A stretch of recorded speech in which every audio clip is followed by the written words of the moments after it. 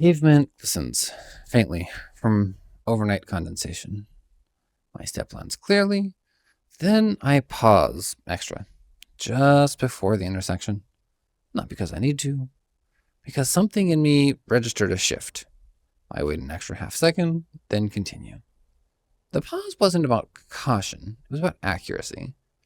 Sometimes the difference between precision and correction is determined by when you step, not how you move. The ember stirs, the morning calls. Curiosity moves through it all. You're joining me on the Ember Walk, where curiosity meets motion. I'm David Dysart. Together, we'll take a few minutes to step through one idea that shapes the craft of enrollment. In the forge, knowing when to stop striking is as essential as knowing where to strike. Continue, one blow too long, and you overwork the material. Stop too early, and structure never forms.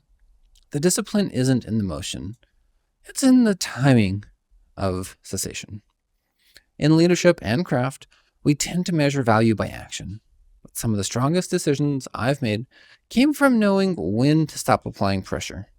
The instinct to finish strong often convinces us to keep pushing past the point where effectiveness is declining. Force at that stage doesn't refine work, it introduces fracture. I've done this in conversations too.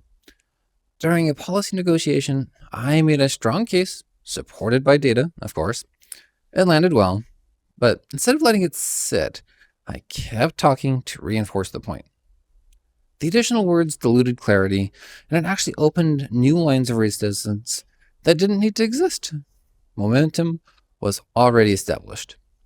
The extra strikes worked against it. A colleague told me afterwards that I had them, and then I had to prove it twice. That was a strike just too many, and something I still have too much to work on to improve. Same in build work.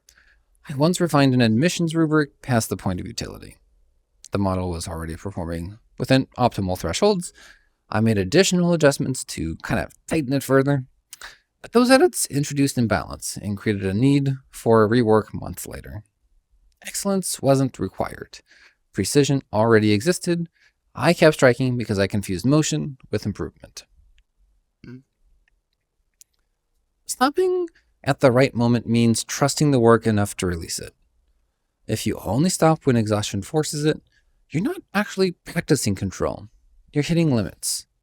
Skill shows up when you stop with strength still available. You see this in modeling, strategy, messaging, even team dynamics. Know when to pause before diminishing returns begin. The right moment often arrives quietly, not with completion, but with sufficiency. You can stop now and have plenty of work to do on your next project that will make more impact at this point. Before you keep pushing it to make something even better, ask, is the next strike likely to strengthen the material or test it unnecessarily? If the answer leans towards uncertainty, stop. Refinement doesn't come from maximal force. It comes from authority over motion.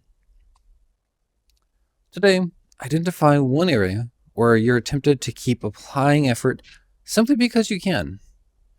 Decide whether impact has already been achieved. If so, stop deliberately, not reactively. Let your spark speak, and let us know in the comments or DM me.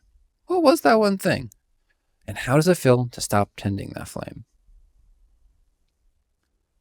Let each step today carry enough pressure to move forward, but not enough to erase the shape already formed. Sometimes restraint completes what force begins. And that's the Ember Walk. The forge is yours now. Go make something worth the heat. Step by step, the spark will talk.